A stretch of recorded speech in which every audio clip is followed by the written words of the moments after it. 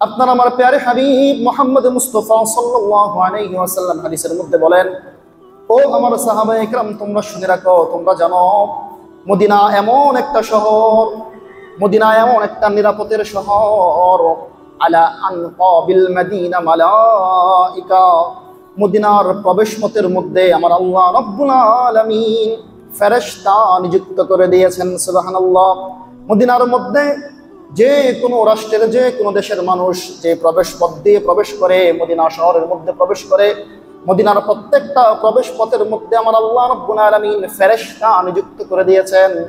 লা ইয়াদখুলুহা, সুতরাং মদিনার মধ্যে প্রবেশ করতে পারবে না তাউন, পৃথিবীর বড় বড় অসুস্থতা, বড় বড় মহামারী, বড় বড় বিপদ, বড় বড় দুর্যোগ মদিনার মধ্যে প্রবেশ করতে পারবে না।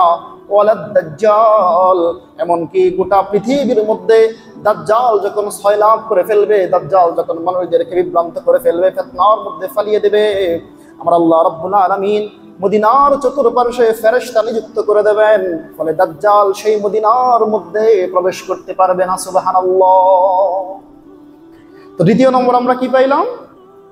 মদিনা এমন একটা শহর, যেই শহরের চতুর্পার্শ্বে আমার আল্লাহ রাব্বুল আলামিন ফেরেশতা নিযুক্ত করে দিয়েছেন, ফলে পৃথিবীর মধ্যে যদি মহামারীও হয়ে যায়, মানুষ যদি সব একসাথে মহামারীর মধ্যে কবলে পড়ে যায়, যারা মদিনার মধ্যে থাকবে তারা আল্লাহর পক্ষ থেকে ফেরেশতাদের মাধ্যমে আশ্রয়ে থাকবে। সুবহানাল্লাহ। শুধু তাই নয়, গোটা পৃথিবী যখন দাজ্জাল চড়ে বেড়াবে, মানুষকে বিভ্রান্ত করবে, মানুষকে ধোঁকার মধ্যে ফেলে দেবে, সেই সময়ও আল্লাহ রাব্বুল আলামিন দাজ্জালকে মদিনার মধ্যে প্রবেশ করতে দিবেন না। সুবহানাল্লাহ। আজকে আমরা আলোচনা শুনব যে মদিনা তাইয়্যিবার, মদিনা মুনাওয়ারার কি ফজিলত। মদিনা তাইয়্যিবার, মদিনা মুনাওয়ারার কি ফজিলত। দেখেন, যে মদিনার মধ্যে রাসূল শুয়ে আছেন, বিশ্ব মানবতার মুক্তির দূত শুয়ে আছেন, সেই মদিনার ফজিলত আমাদেরকে জানা উচিত কিনা ভাই? অবশ্যই উচিত। সম্মানিত উপস্থিতি, আমরা একটা বিষয় সকলেই জানি যে কোনো জায়গার দাম বেড়ে যায়, মূল্যায়ন করা হয় ওই জায়গার মানুষের উপর বিবেচনা করে। কোনো একটা জায়গার দাম বাড়ে, সম্মানিত হয় ওই জায়গাটার মানুষের উপর বিবেচনা করে। উদাহরণস্বরূপ, পৃথিবীর মধ্যে শ্রেষ্ঠতম স্থান হচ্ছে আল্লাহর ঘর। এই আল্লাহর ঘর দামি কে জন্য? এটা আল্লাহর ঘর, এটা আল্লাহর সাথে সম্পৃক্ত, তাই এটা দামি। এই ঘরের মধ্যে ভালো ভালো মানুষ গিয়ে ইবাদত করে, তাই এটা দামি। পক্ষান্তরে মদের যেখানে আড্ডা হয়, মানুষ যেখানে শরাবখানা মদ খায়, ওই জায়গাটা নিকৃষ্ট। কেন? ওইখানে খারাপ মানুষ যায় বিদে জায়গাটা কি হয়ে গেছে? নিকৃষ্ট। অর্থাৎ প্রত্যেকটা স্থান ওই জায়গার মানুষের উপর বিবেচনা করে জায়গাটার দাম বাড়ে। যে কোনো স্থানের জায়গার অবমূল্যায়ন হয়, জায়গাটা কম দামি হয় মানুষের উপর বিবেচনা করে। যেই জায়গার মধ্যে ভালো ভালো মানুষ আছে সেই জায়গার দাম অনেক, যেই জায়গার মধ্যে খারাপ মানুষ আছে ওই জায়গার দাম মানুষের কাছে নাই। তো মদিনা হচ্ছে এমন একটা জায়গা, পৃথিবীর শ্রেষ্ঠতম মানব, যিনি না দুনিয়াতে না আসলে পৃথিবীর মধ্যে রহমত আসতো না। আকায়ে নামদার তাজদারে মদিনা, দু জাহানের বাদশাহ সেই মদিনার মধ্যে শুয়ে আছে। সেই জায়গাটা কি পরিমাণ দাম? কেনই বা দাম হবে না? পৃথিবীর শুরু লগ্ন থেকে একেবারে শেষ পর্যন্ত, কিয়ামতের আগ পর্যন্ত যত আনেওয়ালা মানুষ আসবে, সমস্ত মানুষের চাইতে শ্রেষ্ঠ মানুষ ছিলেন আবু বকর, ওমর, উসমান, আলী, হায়দার। ওই সমস্ত সাহাবায়ে কেরাম তো মদিনার মধ্যে পদচারণ করেছেন, তারা মদিনার মধ্যে শুয়ে আছেন। পৃথিবীর শ্রেষ্ঠ মানুষগুলো যেই জায়গার মধ্যে, সেই জায়গাটার অবশ্যই আল্লাহর কাছে দাম আছে না ভাই? অবশ্যই আছে। আরো কেন দামি হবে? মদিনা হচ্ছে এমন একটা শহর, যেই শহরের মধ্যে নূরের ফেরেশতাগুলো, আসমানের ফেরেশতাগুলো বারবার মদিনার মধ্যে অবতীর্ণ হয়েছে। আপনার আমার প্যারে হাবিবের কাছে বারংবার মদিনা তাইয়্যিবাতুর শহরের মধ্যে আসমানের ফেরেশতাগুলো রাসূলের কাছে সংবাদ নিয়ে আসছে। সুবহানাল্লাহ। শুধু তাই নয়, মদিনা এমন একটা শহর, আপনার আমার প্যারে হাবিব হায়াতে জিন্দিগিতে বেঁচে থাকতে কত শত শতবার আসমানের নূরের ফেরেশতা জিবরিল আলাইহিস সালাতু ওয়াস সালাম আপনার আমার প্যারে হাবিবের দরজার সামনে মদিনা শহরের মধ্যে বসে থাকতেন।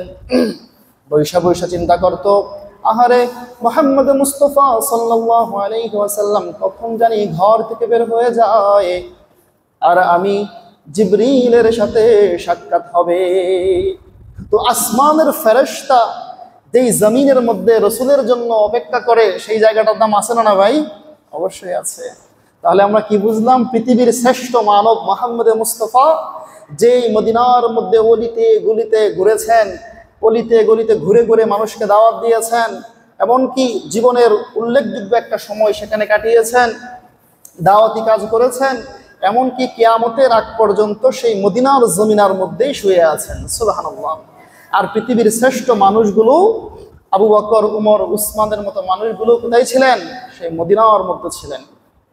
তো মদিনার ফজিলত কি আমরা একটু একটু শুনি, যে রাসূল সাল্লাল্লাহু আলাইহি ওয়াসাল্লাম সেই মদিনার কি পরিমাণ ফজিলত বর্ণনা করেছেন, মদিনার দাম, মদিনা শহরের কেমন দাম রাসূল সাল্লাল্লাহু আলাইহি ওয়াসাল্লাম বলেছেন। এক নম্বর মদিনার ফজিলত সম্পর্কে, এক নম্বর ফজিলত হচ্ছে রাসূল সাল্লাল্লাহু আলাইহি ওয়াসাল্লাম এই মদিনার জন্য দোয়া করেছেন, এই মদিনাকে সম্মানিত করেছেন, সমস্ত মানুষের কাছে মদিনাকে সম্মানিত করে গিয়েছেন দোয়ার মাধ্যমে। কেমন? মুসলিম শরীফের হাদিস 3227 নম্বর হাদিস, রাসূল সাল্লাল্লাহু আলাইহি ওয়াসাল্লাম বলেন, وقال رسول الله صلى الله عليه وسلم إن إبراهيم حرم مكة فجعلها حراما وإني حرمت مدينة حراما। আপনার আমার প্যারে হাবিব মুহাম্মদ মুস্তাফা সাল্লাল্লাহু আলাইহি ওয়াসাল্লাম হাদিসের মধ্যে সুস্পষ্টভাবে বলে দেয়, ও আমার আনেওয়ালা উম্মত, তোমরা শোনো, নিশ্চয়ই সাইয়েদিনা ইব্রাহিম আলাইহিস সালাতু ওয়াস সালাম এবং ইসমাঈল আলাইহিস সালাতু ওয়াস সালাম যখন খানায়ে কাবা নির্মাণ করলেন, খানায়ে কাবা নির্মাণ করার পর আল্লাহর কাছে দোয়া করেছেন, ও আল্লাহ, তোমার ঘর আমরা পুনরায় নির্মাণ করলাম এবং আমরা দোয়া করতেছি, আল্লাহ, এই মক্কার আশেপাশের জায়গাগুলোকে তুমি সম্মানিত করে দাও এবং এই মক্কার মধ্যে যেন কোনো ধরনের অপরাধ না সংগঠিত হয়, কোনো ধরনের অপরাধ যেন সংগঠিত না হয়, এবং যে কোনো অপরাধ, যে কোনো অন্যায় কাজ যেন মদিনার মধ্যে সংগঠিত না হয়। তো রাসূল সাল্লাল্লাহু আলাইহি ওয়াসাল্লাম হাদিসের মধ্যে বলতেছেন যে ইব্রাহিম আলাইহিস সালাতু ওয়াস সালাম খানায়ে কাবা তৈয়ার করার পরে ইব্রাহিম আলাইহিস সালাতু ওয়াস সালাম দোয়া করলেন, আল্লাহ, এই জায়গাটাকে আপনি সম্মানিত করে দেন। আল্লাহ রাব্বুল আলামিন দোয়া কবুল করলেন, জায়গাটাকে কি করলেন ভাই? সম্মানিত বানায়া দিলেন। তো যারা হজ করতে গিয়েছেন আপনারা জানেন, মক্কার নির্দিষ্ট একটা স্থান আছে, নির্দিষ্ট একটা পরিধি আছে, ওই স্থানের মধ্যে, পরিধির মধ্যে কেউ কোনো অপরাধ করতে পারে না, এমনকি কোনো প্রাণীও হত্যা করতে পারে না, একটা মশাকেও হত্যা করতে পারে না, একটা চুল ছিঁড়তে পারে না, যে কোনো ধরনের অপরাধ সম্পূর্ণ নিষেধ, হারাম। তো এটা ইব্রাহিম আলাইহিস সালাতু ওয়াস সালামের দোয়ার মাধ্যমে হয়েছে, এটা রাসূল উল্লেখ করতেছেন। আল্লাহ, ইব্রাহিম আলাইহিস সালাতু ওয়াস সালাম দোয়ার বরকতে, দোয়ার মাধ্যমে মদিনা মক্কা শরীফের চতুর্পার্শ্বকে হারাম করে দিয়েছেন, সম্মানিত করে দিয়েছেন। আল্লাহ, আমি রাসূল সাল্লাল্লাহু আলাইহি ওয়াসাল্লাম ইন্নী হারামতুল মাদিনাতা হারামান, আমি রাসূল সাল্লাল্লাহু আলাইহি ওয়াসাল্লাম মক্কার মতো মদিনাকে আজকে থেকে সম্মানিত হারাম করে দিলাম। সুবহানাল্লাহ। অর্থাৎ রাসূল বলতেছেন, মক্কার মধ্যে যেমন নির্দিষ্ট স্থানে, নির্দিষ্ট পরিধির মধ্যে যে কোনো ধরনের অপরাধ করা নিষেধ, আমি রাসূল সাল্লাল্লাহু আলাইহি ওয়াসাল্লাম আমার মদিনাকেও সেই মক্কার মতোই নির্দিষ্ট পরিধি, মদিনার সমস্ত শহরটার মধ্যে সকল ধরনের অন্যায় কাজ, অপরাধ কাজকে আমি হারাম করে দিলাম। সুবহানাল্লাহ। মক্কাই যেমন হারাম, মদিনাও তেমন হারাম, মানে সম্মানিত জায়গা। রাসূল আরো বলেন, এই মদিনাকে আমি আজকে থেকে সম্মানিত করলাম। এই মদিনা শহরের মধ্যে যদি কোনো মানুষ অন্যায়ভাবে একটা গাছের পাতাও না ছিঁড়ে, যদি প্রাণীকে প্রয়োজন হয় প্রাণীর জন্য গাছের পাতা ছিঁড়তে পারবে, অন্যায়ভাবে অহেতুক একটা গাছের পাতাও যেন মদিনা শহরের মধ্যে কেউ না ছেড়ে আমি আজকে থেকে মদিনাকে এমন পরিমাণ সম্মান করে দিলাম। সুবহানাল্লাহ। তো রাসূল সাল্লাল্লাহু আলাইহি ওয়াসাল্লাম কি করেছেন ভাই? মদিনা শহরটাকে সম্মানিত করেছেন এক নম্বর দোয়ার মাধ্যমে। রাসূল আরো দোয়া করেন, তিরমিজি মুসলিম শরীফের হাদিস। রাসূল বলেন, ও আল্লাহ, সাইয়েদনা ইব্রাহিম আলাইহিস সালাতু ওয়াস সালামের দোয়ার বরকতে তুমি মদিনা মক্কার মধ্যে তো আপনি বরকত দিয়েছেন, মক্কার মধ্যে বরকতে ভরপুর করে দিয়েছেন। আল্লাহ, আমি আপনার কাছে দোয়া করলাম, মক্কার মধ্যে যেই পরিমাণ আপনি বরকত দিয়েছেন, আমার শহর মদিনাতুর রাসূল, রাসূলের শহরকে, আমার মদিনাকে আপনি মক্কা থেকে দ্বিগুণ বরকত দান করে দেন। সুবহানাল্লাহ। রাসূল সাল্লাল্লাহু আলাইহি ওয়াসাল্লাম দোয়া করেছেন, আল্লাহ, মক্কাকে তো আপনি সম্মানিত করেছেন, বরকত দিয়েছেন ইব্রাহিমের বরকতে, ইব্রাহিমের দোয়ার বরকতে। তো আমি রাসূল দোয়া করলাম, আল্লাহ, মক্কার মধ্যে যেই পরিমাণ বরকত দিয়েছেন, আমি রাসূলের শহর মদিনাকে আরো ডাবল পরিমাণ, তার থেকে ডাবল পরিমাণ বরকত আপনি মদিনায় বর্ষণ করে দেন। সুবহানাল্লাহ। তো আমরা এক নম্বর পাইলাম, মদিনাকে রাসূল সাল্লাল্লাহু আলাইহি ওয়াসাল্লাম দোয়ার মাধ্যমে কি করেছেন ভাই? সম্মানিত করেছেন। শুধু তাই নয়, মদিনা এমন একটা শহর, মদিনা এমন একটা শহর, আপনারা যারা হজ করতে গিয়েছেন, উমরা করতে গিয়েছেন জানেন, মক্কাতে অনেক সময় হট্টগোল হয়, চিল্লাফাল্লা হয়, আওয়াজ উঁচু হয়। কিন্তু মদিনা এমন একটা শহর যেখানে কেউ চিল্লাফাল্লা করে না, আওয়াজ উঁচু করে না, সবাই নীরব থাকে, সবাই ভদ্রতা বজায় রাখে, সবাই শৃঙ্খলা বজায় রাখে, এমন একটা শহর। তো হাদিসে পাকের মধ্যে আসছে দ্বিতীয় নম্বর বরকত, দ্বিতীয় নম্বর ফজিলত মদিনার, যে মদিনা এমন একটা শহর, এই মদিনার মধ্যে গোটা পৃথিবী যদি অন্যায়, অপরাধ এবং মহামারীতে সয়লাভ হয়ে যায়, তদুপরি মদিনার মধ্যে মহামারী প্রবেশ করবে না। সুবহানাল্লাহ। শুধু তাই নয়, পৃথিবীর কিয়ামতের আগে এমন একটা জামানা আসবে, দাজ্জালের জামানা, দাজ্জালের ফিতনা, গোটা পৃথিবীর মানুষকে সে বিভ্রান্ত করবে, গোটা পৃথিবী সে চড়ে চড়ে বেড়াবে দাজ্জাল। কিন্তু রাসূল বলেন, আমার মদিনা শহরের মধ্যে সেই দাজ্জাল প্রবেশ করার সুযোগই পাবে না। সুবহানাল্লাহ।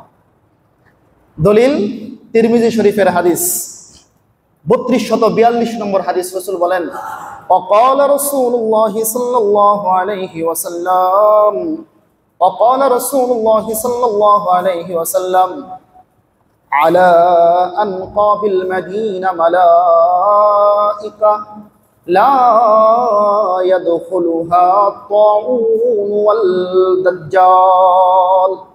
আপনার আমার প্যারে হাবিব মুহাম্মদ মুস্তাফা সাল্লাল্লাহু আলাইহি ওয়াসাল্লাম হাদিসের মধ্যে বলেন, ও আমার সাহাবায়ে কেরাম, তোমরা শুনে রাখো, তোমরা জানো, মদিনা এমন একটা শহর, মদিনা এমন একটা নিরাপদের শহর, আলা আনকাবিল মদিনা মালাইকা, মদিনার প্রবেশপথের মধ্যে আমার আল্লাহ রাব্বুল আলামিন ফেরেশতা নিযুক্ত করে দিয়েছেন। সুবহানাল্লাহ।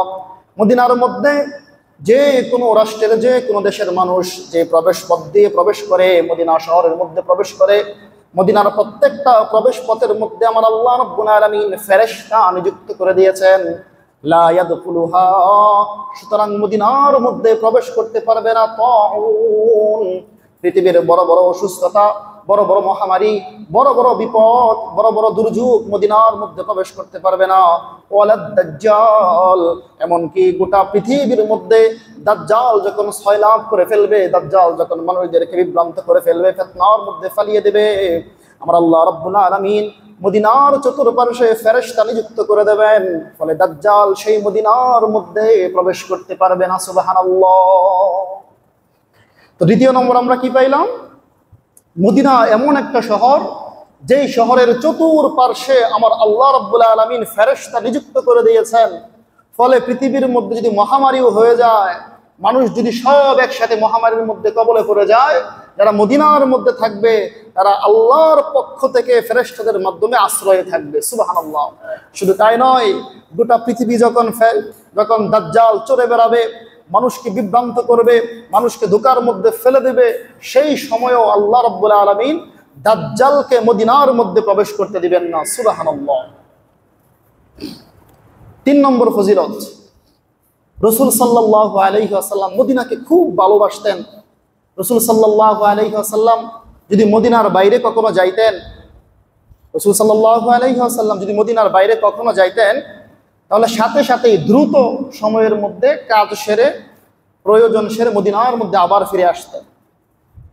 রাসূল সাল্লাল্লাহু আলাইহি ওয়াসাল্লাম মদিনার বাইরে যদি কখনো যাওয়ার প্রয়োজন হইতো, যখন যাইতেন, যুদ্ধের ময়দানে যাইতেন, দাওয়াতি কাজে যাইতেন, যত দ্রুত সম্ভব মদিনার মধ্যে আবার ফিরে আসতেন। মুসলিম শরীফের হাদিস, হাদিসের মধ্যে আসছে, সাহাবায়ে কেরাম বর্ণনা করেন যে আমরা একদিন রাসূল সাল্লাল্লাহু আলাইহি ওয়াসাল্লামের সাথে কইরা তাবুকের যুদ্ধের মধ্যে রওনা হইলাম। সাহাবী বলতেছেন যে আমরা একদিন রাসূল সাল্লাল্লাহু আলাইহি ওয়াসাল্লামের সাথে তাবুকের যুদ্ধে রওনা হইলাম। তাবুকে যুদ্ধের যাওয়ার পরে ওই জায়গার মধ্যে আমাদের যুদ্ধের কার্যক্রম সব শেষ হয়েছে, আমরা বিজয় অর্জন করেছি। তাবুক থেকে আমরা ফিরে আসতেছি, ফিরে আসার মাঝখানে এক রাস্তার মধ্যে আমরা বিশ্রাম করলাম, আশ্রয় নিলাম। লম্বা সফর ছিল, আমরা বিশ্রামের জন্য একটা জায়গা নির্ধারণ করলাম। কিছুক্ষণ বিশ্রাম করার পরেই রাসূল সাল্লাল্লাহু আলাইহি ওয়াসাল্লাম আমাদেরকে উদ্দেশ্য করে বলতেছেন, ও আমার সাহাবায়ে কেরাম, তোমরা শোনো, তাবুক যুদ্ধ থেকে আমরা মদিনার দিকে রওনা হইলাম। মদিনা আমার প্রিয় শহর, আমার ভালোবাসার শহর, আমার প্রাণ প্রিয় শহর, মদিনার শহর। আমি চাই না এই রাস্তার মধ্যে আমি সময় নষ্ট করতে, তো আমি এই মুহূর্তে মদিনার দিকে রওনা হয়ে যাব। তোমরা যদি কেউ চাও রাস্তার মধ্যে বিশ্রাম করে পরবর্তী সময় তোমরা রওনা হইতে পারো, আর যে কেউ চাও আমার সাথে মদিনার দিকে রওনা হইতে পারো। সাহাবায়ে কেরাম বললেন, এই এলান যখন রাসূল করলেন, আমরা সমস্ত সাহাবায়ে কেরাম বিশ্রাম না করে আবার রাসূলের সাথে চলতে লাগলাম। চলতে চলতে চলতে এক সময় যখন মদিনা আমাদের চোখের সামনে দেখা গেল, রাসূল সাল্লাল্লাহু আলাইহি ওয়াসাল্লাম বললেন, ক্বালা হাদা তাইয়িব, ওই যে আমার প্রাণপ্রিয় শহর মদিনা, তাইয়্যিবা পবিত্র শহর। ওয়া হাদা উহুদ, আর ওই যে দেখা যায় উহুদ পাহাড়। ওয়া হুয়া জাবালুন, এটা এমন একটা পাহাড়, ইউহিব্বুনা ওয়া নুহিব্বুহু, রাসূল সাল্লাল্লাহু আলাইহি ওয়াসাল্লাম বলেন, ওই পাহাড় এমন একটা পাহাড়, ওই পাহাড়টা এমন একটা পাহাড়, যেই পাহাড় আমরা সমস্ত সাহাবায়ে কেরামকে ওই পাহাড়টা অত্যন্ত ভালোবাসে, এবং এই উহুদ পাহাড়কে আমরা সমস্ত সাহাবায়ে কেরাম এই উহুদ পাহাড়কে অত্যন্ত ভালোবাসি। সুবহানাল্লাহ। রাসূল বলতেছেন, ওই যে উহুদ পাহাড়, এই উহুদ পাহাড়টা আমাদেরকে, আমাদের সমস্ত সাহাবাদেরকে অত্যন্ত ভালোবাসে, এবং আমরাও এই উহুদ পাহাড়টাকে অর্থাৎ মদিনাকে অত্যন্ত বেশি ভালোবাসি। সুবহানাল্লাহ। ইউহিব্বুনা ওয়া নুহিব্বুহু, এই পাহাড়টাও আমাদেরকে ভালোবাসে, আমরা সাহাবায়ে কেরামও এই পাহাড়টাকে অত্যন্ত ভালোবাসি, মানে মদিনার সমস্ত জায়গাটাকে ভালোবাসি। সুবহানাল্লাহ। তাহলে আমরা কি পাইলাম? আমরা আলোচনা নির্ধারণ করেছিলাম যে মদিনাতুত তাইয়্যিবা, রাসূলের শহরের বরকত, রাসূলের শহরের ফজিলত। এক নম্বর আমরা পাইলাম রাসূল সাল্লাল্লাহু আলাইহি ওয়াসাল্লাম দুআর মাধ্যমে এই মদিনাতুত তাইয়্যিবা, মদিনা শহরকে সম্মানিত করেছেন। দুই নম্বর আমরা পাইলাম মদিনাতুর শহর এমন একটা শহর, এমন এক পবিত্র শহর, বরকতপূর্ণ শহর, সম্মানিত শহর, যেই শহরের মধ্যে গোটা পৃথিবীর মধ্যে মহামারী শুরু হইলেও ওই মদিনার মধ্যে মহামারী প্রবেশ করতে পারবে না। গোটা পৃথিবীতে দাজ্জালের ফিতনা ছড়িয়ে গেলেও মদিনার মধ্যে দাজ্জালের ফিতনা ছড়াবে না। তিন নম্বর আমরা পাইলাম রাসূল সাল্লাল্লাহু আলাইহি ওয়াসাল্লাম মদিনাকে এতই ভালোবাসতেন, এতই পছন্দ করতেন, মদিনার বাহিরে যদি প্রয়োজন হইতো কোথাও যাইতেন, যতটুকু সম্ভব দ্রুত সময় আবার মদিনার মধ্যে ফিরে আসতেন। সুবহানাল্লাহ। চার নম্বর খুব আজীব একটা হাদিস। রাসূল সাল্লাল্লাহু আলাইহি ওয়াসাল্লাম বলেন, ও আমার সাহাবায়ে কেরাম, তোমাদের মধ্যে যে কোনো ব্যক্তি পারে, যে কোনো ব্যক্তি যদি তার সাধ্যে কোলায়, সে যেন মদিনার মধ্যে থাকে এবং মদিনায় থেকে থেকে জীবনের শেষ সময়টা মদিনার মধ্যে কাটায় এবং মদিনার মধ্যে ইন্তেকাল করে। রাসূল বলতেছেন, তোমাদের মধ্যে যে কোনো ব্যক্তি পারে যে মদিনায় যাবে, মদিনায় থাকবে, সে যেন মদিনায় থাকে এবং মদিনার মধ্যে ইন্তেকাল করে। কেননা আমি রাসূল সাল্লাল্লাহু আলাইহি ওয়াসাল্লাম বলে দিলাম, যে ব্যক্তি মদিনার মধ্যে ইন্তেকাল করবে, কাল কিয়ামতের দিন হাসরের সেই কঠিন ময়দানে আমি রাসূল ওই ব্যক্তির জন্য সুপারিশ করে জান্নাতের মেহমান বানিয়ে দেব। সুবহানাল্লাহ। হাদিসটা হচ্ছে তিরমিজি শরীফের হাদিস, 3917 নম্বর হাদিস। وقال رسول الله صلى الله عليه وسلم من استطاع أن يموت بالمدينة فليمت لها فإني أشفع لمن يموت بها। আপনার আমার প্যারে হাবিব মুহাম্মদ মুস্তাফা সাল্লাল্লাহু আলাইহি ওয়াসাল্লাম তিরমিজি শরীফের হাদিস, সুস্পষ্ট হাদিসের মধ্যে বলে দেয়, ও আমার উম্মত তোমরা শোনো, মান ইসতাতা আইয়ামুতা বিল মদিনা, তোমাদের মধ্যে যে কোনো ব্যক্তির এই সামর্থ্য আছে, যে কোনো ব্যক্তির এই ক্ষমতা আছে যেন মদিনার মধ্যে ইন্তেকাল করতে পারে, যে কোনো ব্যক্তির এই সামর্থ্য আছে মদিনায় থাকবে, জীবনের শেষ সময়গুলো মদিনার মধ্যে কাটাবে আর মদিনায় থেকে সে ইন্তেকাল করবে। রাসূল সাল্লাল্লাহু আলাইহি ওয়াসাল্লাম বলেন, তোমরা শোনো, যদি কোনো ব্যক্তি মদিনার মধ্যে ইন্তেকাল করে, ইন্নী আশফাউ লিমান ইয়ামুত, আমি আল্লাহ রাসূল সাল্লাল্লাহু আলাইহি ওয়াসাল্লাম কঠিন সেই দিনে, কাল কিয়ামতের দিন, যেদিন আমার সুপারিশ ছাড়া কোনো মানুষ পার পাবে না, ঠাঁই পাবে না, সেদিন আমি রাসূল সাল্লাল্লাহু আলাইহি ওয়াসাল্লাম ওই ব্যক্তিকে, যে ব্যক্তি মদিনার মধ্যে ইন্তেকাল করলো, তার জন্য আমি সুপারিশ করব। সুবহানাল্লাহ। রাসূল বলতেছেন, তিরমিজি শরীফের হাদিস, যদি তোমাদের সামর্থ্য কোলায়, তোমাদের যদি সম্ভব হয় মদিনায় জীবনের শেষ সময়টা কাটাও, মদিনায় শেষ সময়টা কাটাইতে পারলে, মদিনায় ইন্তেকাল করলে, কাল কিয়ামতের দিন আমি রাসূল তোমাদেরকে সুপারিশ করে করে জান্নাতের মেহমান বানিয়ে দেব। সুবহানাল্লাহ।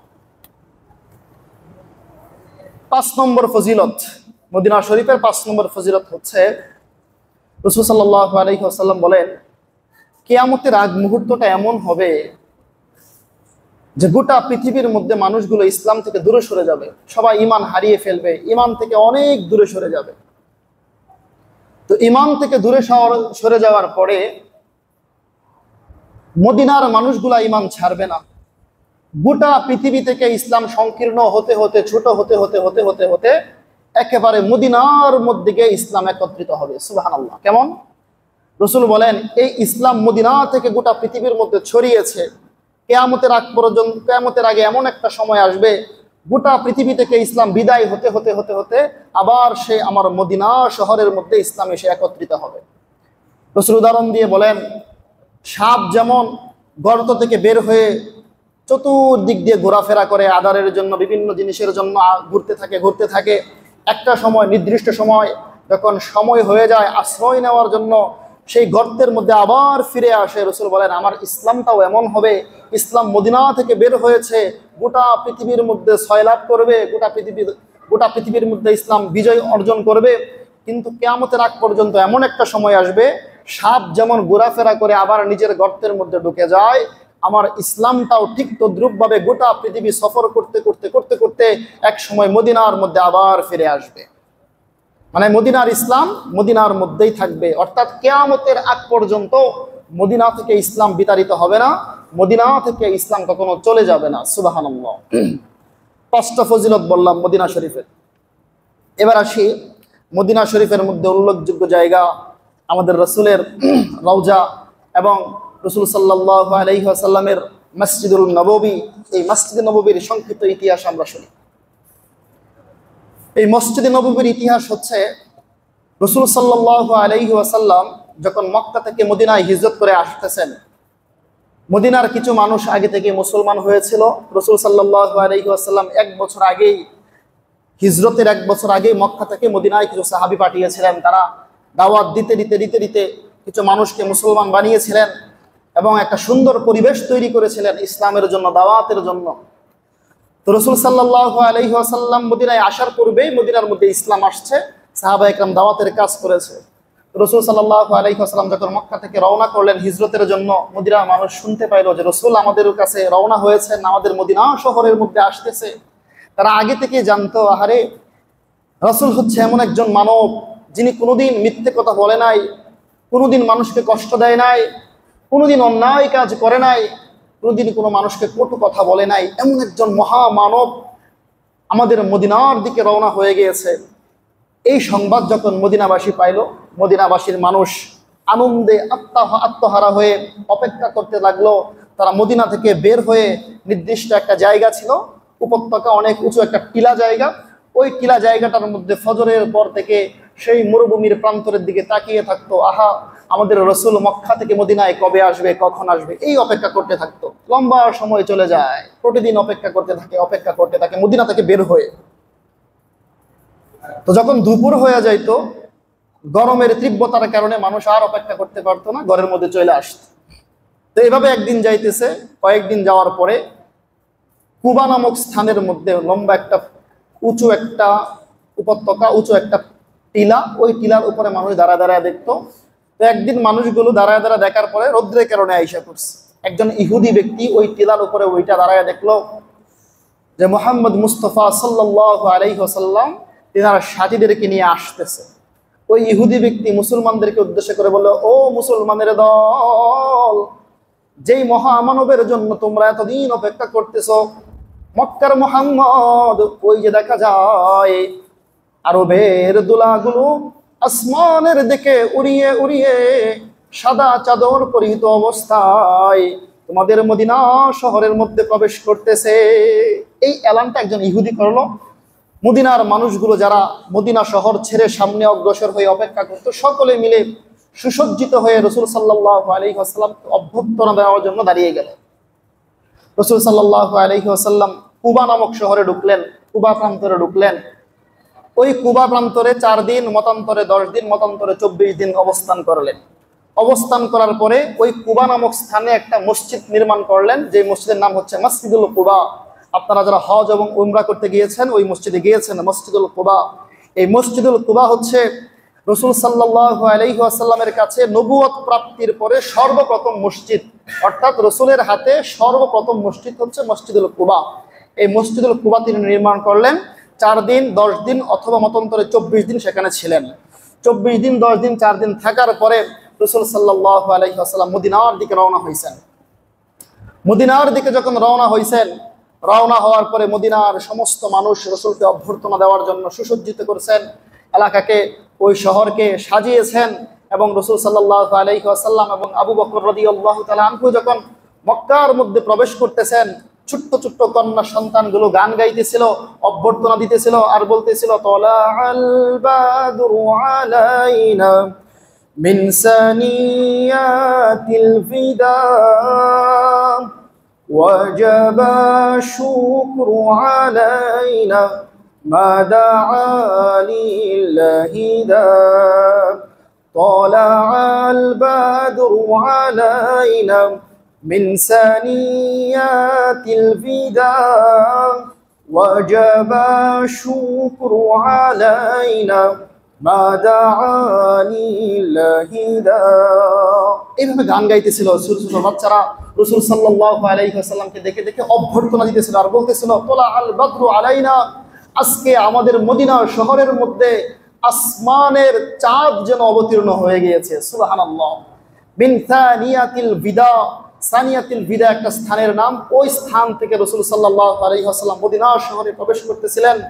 ওয়াজাবা শুকরু আলাইনা, আজকে আমাদের জন্য ওয়াজিব হয়ে গিয়েছে, আমরা মদিনার সমস্ত মানুষগুলো রসুলের অভ্যর্থনা দিব, রসুলের শুকরিয়া আদায় করব। কেননা ওয়াজাবা শুকরু আলাইনা মা দাআ লিল্লাহি দা, কেননা রসুল সাল্লাল্লাহু আলাইহি ওয়াসাল্লাম এমন একজন মানব, আজকে থেকে মদিনাবাসীকে ইসলামের আল্লাহর বাণীগুলো তিনি শোনাইবেন, আল্লাহর দিকে ডাকবেন। এইভাবে ছোট্ট ছোট্ট বাচ্চারা রসুল সাল্লাল্লাহু আলাইহি ওয়াসাল্লামের প্রশংসা করে করে গান গাইতেছিল এবং রসুলকে অভ্যর্থনা জানাইতেছিল। রসুল সাল্লাল্লাহু আলাইহি ওয়াসাল্লাম ছুটলেন এবং তিনি মনে মনে প্রকল্পনা করলেন, সংকল্প করলেন যে রসুল সাল্লাল্লাহু আলাইহি ওয়াসাল্লামের মামার বংশ, নানার বংশ বনু নাজ্জার। মদিনার মধ্যে অনেকগুলো বংশ ছিল, তার মধ্যে একটা বংশ হচ্ছে বনু নাজ্জার, রসুলের মায়ের বংশ। ওই বনু নাজ্জারের গোত্রের মধ্যে তিনি গিয়ে দাঁড়াবেন, এটা তিনি সংকল্প করেছিলেন। ফলে বনু নাজ্জারের বংশের কাছে রাসূলুল্লাহ সাল্লাল্লাহু আলাইহি ওয়াসাল্লাম গেলেন। যাওয়ার পরে একটা ফাঁকা জায়গা, যেই জায়গাটার মধ্যে মানুষ খেজুর শুকাইতো, এমন একটা জায়গার মধ্যে গিয়ে উটনিটা বসে গেল। উটনিটা বসার পরে রাসূল সাল্লাল্লাহু আলাইহি ওয়াসাল্লাম বললেন, আল্লাহর পক্ষ থেকে আমার উটনিটা এখানে বসেছে, এটা বরকতময় স্থান। কিছুক্ষণ পর উটনিটা আবার দাঁড়াইলেন। দাঁড়ানোর পরে রাসূল সাল্লাল্লাহু আলাইহি ওয়াসাল্লামের মামার বংশের মধ্যে, নানার বংশের মধ্যে, মায়ের বংশের মধ্যে একটা চক্কর দিলেন। চক্করটা দেওয়ার উদ্দেশ্য হচ্ছে উটনিটা আল্লাহর পক্ষ থেকে আদিষ্ট হয়েছে, হে উটনি, এটা হচ্ছে রসুলের মায়ের শহর, মায়ের বংশের এলাকা, তাই তুমি রসুলের মামাদেরকে, নানাদেরকে সম্মান দেখানোর জন্য রসুলকে নিয়ে চতুর্পাশে একটা চক্কর দাও, অর্থাৎ রসুলের মামাদেরকে একটা সম্মান প্রদর্শন করো। উটনিটা আবার সম্মান প্রদর্শন করার পরে নির্দিষ্ট স্থানে আইসা আবার বসে গেলেন। বসার পরে মদিনার মধ্যে যারা উল্লেখযোগ্য ব্যক্তি ছিল, ধনাঢ্য ব্যক্তি ছিল, সবাই রসুলকে বলতেছে, ইয়া রাসূলুল্লাহ আপনি আমার ঘরে উঠেন, ইয়া রাসূলুল্লাহ আপনি আমার ঘরে উঠেন। রাসূল সাল্লাল্লাহু আলাইহি ওয়াসাল্লাম বললেন, আমি আল্লাহর পক্ষ থেকে আদিষ্ট, কার ঘরে উঠবো এখনই বলবো না। এই কথাগুলো বলার মাঝখান দিয়া একজন সাহাবী আবু আইয়ুব আনসারী রাদিয়াল্লাহু তাআলা আনহু, উটের যে হাওদা থাকে, উটের উপরে যে মানুষ বসার জন্য চেয়ারের মতো থাকে, ওই হাওদাটাকে তিনার ঘরের মধ্যে নিয়ে গেলেন এবং বললেন, ইয়া রাসূলুল্লাহ আমি কিন্তু আপনার হাওদা নিয়ে গিয়েছি, তো আপনি তো আর উঠে উঠতে পারবেন না, সুতরাং আপনি আমার ঘরে মেহমান হন। রাসূল সাল্লাল্লাহু আলাইহি ওয়াসাল্লাম বলেন, আচ্ছা এই যে আমি যেই জায়গাটার মধ্যে বসলাম, এই জায়গাটা সাধারণ কোনো জায়গা নয়, এই জায়গার মধ্যেই আল্লাহ রাব্বুল আলামিনের পক্ষ থেকে আমার ঘর মসজিদে নববী আজকে থেকে এখান থেকে তৈয়ার করা হবে। সুবহানাল্লাহ। রাসূল সাল্লাল্লাহু আলাইহি ওয়াসাল্লাম বলেন, আচ্ছা ঠিক আছে যাব, তবে এই জায়গাটা থেকে, যেই জায়গাটার মধ্যে উটনি বসেছে, এই জায়গাটা থেকে সবচেয়ে কাছে কার ঘর, কার বাড়ি? আবু আইয়ুব আনসারী বললেন, ইয়া রাসূলুল্লাহ আমি আপনার হাওদা নিয়েছি, আমার বাড়িটাই এই জায়গা থেকে সবচাইতে কাছে। অতঃপর রাসূল সাল্লাল্লাহু আলাইহি ওয়াসাল্লাম ওই আবু আইয়ুব আনসারীর ঘরের মধ্যে মেহমান হইলেন, কয়েকদিন অবস্থান করেছেন। কিছুদিন পরে বাকি যে সাহাবায়ে কেরাম ছিল তারাও মদিনার মধ্যে আসছেন, এবং আসার পরে রাসূল সাল্লাল্লাহু আলাইহি ওয়াসাল্লাম ঘোষণা করলেন, যেই জায়গাটার মধ্যে আমার উটনিটা বসেছিল ওই জায়গাটা কার? খোঁজাখুঁজির পরে দেখা গেল দুইজন এতিম সন্তান, নাম ছিল সাহাল এবং সুহাইল। ওই সাহাল এবং সুহাইলের পিতা মাতা ছোটবেলায় ইন্তেকাল করে ওই জায়গাটা রেখে গিয়েছিল সন্তানের জন্য। ওই জায়গাটার মধ্যে মানুষ খেজুর শুকাইতো, এমন একটা জায়গা, পরিষ্কার জায়গা। রাসূল সাল্লাল্লাহু আলাইহি ওয়াসাল্লাম বললেন, ওই সাহাল এবং সুহাইল দুইজন এতিম সন্তানকে আমার কাছে ডেকে আনো। রাসূল সাল্লাল্লাহু আলাইহি ওয়াসাল্লাম বললেন, তোমাদের এই জায়গাটা, মদিনার মধ্যে অনেক জায়গা আছে, কিন্তু আল্লাহ রাব্বুল আলামিন তোমরা দুইজন এতিম সন্তান, অনাথ সন্তানের জায়গাটাকেই আল্লাহ রাব্বুল আলামিন আমার ঘর এবং মদিনার মধ্যে সবচাইতে উল্লেখযোগ্য জায়গা মসজিদুন নববী হিসেবে কবুল করেছেন, সুতরাং তোমরা এই জায়গাটাকে আমার কাছে বিক্রি করে দাও। দুইজন অনাথ সন্তান শিশু বলতেছে, ইয়া রাসূলুল্লাহ আপনি পৃথিবীর শ্রেষ্ঠ মানব, আল্লাহ আপনাকে পাঠিয়েছেন মানব জাতির মুক্তির জন্য, আর আপনি মসজিদ বানাবেন, সেই জায়গাটা আমরা বিক্রি করব? না না, এটা কখনোই সম্ভব নয়, এই জায়গাটা আমরা আপনাকে এমনিতেই হাদিয়া দান করলাম। সুবহানাল্লাহ। রাসূল বললেন, না, তোমরা অনাথ, তোমরা এতিম, এতিম বাচ্চাদের সম্পদ আমি কখনোই এমনি এমনি নিতে পারবো না, যদি তোমরা না দাও তাহলে আমি অন্য জায়গা দেখব। অতঃপর রাসূল সাল্লাল্লাহু আলাইহি ওয়াসাল্লাম একটা লটারির ব্যবস্থা করলেন। 3 বার লটারি দিলেন যে এই জায়গাটা থেকে অন্য জায়গায় কি যাওয়া যায় কিনা। 3 বার লটারি দেওয়ার পরেও ওই দুইজন অনাথ এতিম সন্তানের জায়গাটার কথাই আসছে, ওই এতিম সন্তানের জায়গাটা কি আল্লাহ নির্ধারণ করেছেন। অতঃপর রাসূল সাল্লাল্লাহু আলাইহি ওয়াসাল্লাম ন্যায্য মূল্যে ওই জায়গাটাকে ক্রয় করে ওই জায়গার মধ্যে সর্বপ্রথম রাসূল সাল্লাল্লাহু আলাইহি ওয়াসাল্লামের ঘর এবং রাসূল সাল্লাল্লাহু আলাইহি ওয়াসাল্লামের মসজিদে নববীর ভিত্তি স্থাপন করলেন। সুবহানাল্লাহ। মসজিদটা ছিল 100 হাত চওড়া এবং 100 হাত দৈর্ঘ্য। জায়গাটা ছিল একটু উঁচা, তাই মসজিদটা একটু গর্ত করেছিল, 3 ফুট নিচে গর্ত করার পরে রাসূল সাল্লাল্লাহু আলাইহি ওয়াসাল্লাম 100 হাত লম্বা 100 হাত চওড়া করে খেজুরের যে পিলার আছে ওই পিলার দিয়ে কয়েকটা খুঁড়ি দিলেন এবং চতুর্পার্শ্বে দেয়াল দিলেন খেজুরের পাতা দিয়ে। এভাবেই রাসূল সাল্লাল্লাহু আলাইহি ওয়াসাল্লাম মসজিদে নববী নির্ধারণ করলেন, নির্মাণ করলেন। মসজিদে নববী নির্মাণ করার পরে রাসূল সাল্লাল্লাহু আলাইহি ওয়াসাল্লাম হাদিসে পাকের মধ্যে বলেন, ও আমার সাহাবায়ে কেরাম তোমরা শোনো, ও আমার সাহাবায়ে কেরাম তোমরা শোনো, এই মসজিদে নববী সাধারণ কোনো জায়গা নয়। এই মসজিদে নববীর মধ্যে এমন একটা জায়গা রয়েছে, যেই জায়গাটা আমার আল্লাহ রাব্বুল আলামিন জান্নাতের টুকরা হিসাবে নির্ধারণ করেছেন। সুবহানাল্লাহ। মসজিদে নববীর মধ্যে এমন একটা জায়গা আছে, যেই জায়গাটা হচ্ছে জান্নাতের টুকরা। কেমন জান্নাতের টুকরা? রাসূল সাল্লাল্লাহু আলাইহি ওয়াসাল্লাম বলেন, মুসলিম শরীফের হাদিস 3261 নম্বর হাদিস, وقال رسول الله صلى الله عليه وسلم ما بين بيتي والمنبر روضة من رياض الجنة। আপনারা আমার প্যারে হাবিব মুহাম্মদ মুস্তাফা সাল্লাল্লাহু আলাইহি ওয়াসাল্লাম হাদিসে পাকের মধ্যে বলেন, ও আমার সাহাবায়ে কেরাম তোমরা শোনো, আমার যেই ঘর, এই ঘর থেকে মসজিদে নববীর মিম্বর, এই দুই ঘর এবং মিম্বরের মাঝখানের জায়গাটা হচ্ছে রাউদাতুম মিন রিয়াদিল জান্নাহ। আল্লাহ রাব্বুল আলামিন এই জায়গাটাকে জান্নাতের টুকরা হিসেবে নির্ধারণ করে দিয়েছেন। সুবহানাল্লাহ। এমন একটা জায়গা, যেই জায়গাটাকে আল্লাহ রাব্বুল আলামিন রাউদাতুম মিন রিয়াদিল জান্নাহ, জান্নাতের টুকরা হিসেবে নির্ধারণ করেছেন। সুবহানাল্লাহ। আপনারা যারা হজ করতে যান, উমরা করতে যাবেন, ইনশাল্লাহ ওই জায়গার মধ্যে 2 রাকাত নফল নামাজ পড়ার চেষ্টা করবেন, অনেক ফজিলত আছে। তো আজকে আমরা আলোচনা নির্ধারণ করেছিলাম যে মদিনা তাইয়্যিবা, মদিনাতুত তাইয়্যিবা, মদিনা শহরের ফজিলত। রাসূল সাল্লাল্লাহু আলাইহি ওয়াসাল্লাম মদিনায় যাওয়ার পূর্বে মদিনার নাম ছিল ইয়াসরিফ। ইয়াসরিফ শব্দের অর্থ হচ্ছে প্রতিশোধ গ্রহণ করা। অর্থাৎ রাসূল মদিনায় যাওয়ার পূর্বে এমন একটা শহর ছিল মদিনা, যে মানুষগুলো যদি ঝগড়া লাগতো, 2 বংশের মধ্যে মনে করেন ঝগড়া লাগছে, এই ঝগড়া যারা প্রজন্ম ছিল তারা যুদ্ধ করত। তো মানুষগুলো যখন বৃদ্ধ হয়ে যাইতো, ওসিয়ত করা যাইতো, আমাদের কিন্তু ওই বংশের সাথে যুদ্ধ লাগছিল, সুতরাং আমরা তো একেবারে শেষ সময়ে এসে পৌঁছলাম, হায়াত হয়তো বা পাবো না, আর যুদ্ধ করতে পারবো না, তোমরা আমার সন্তান, তোমরা আমাদের নাতি পুতি, আমরা ওসিয়ত করে গেলাম ওই বংশের সাথে সারা জীবন যুদ্ধ চালায়া যাইবা। এমন একটা জায়গা ছিল ইয়াসরিফ, মদিনা শহর।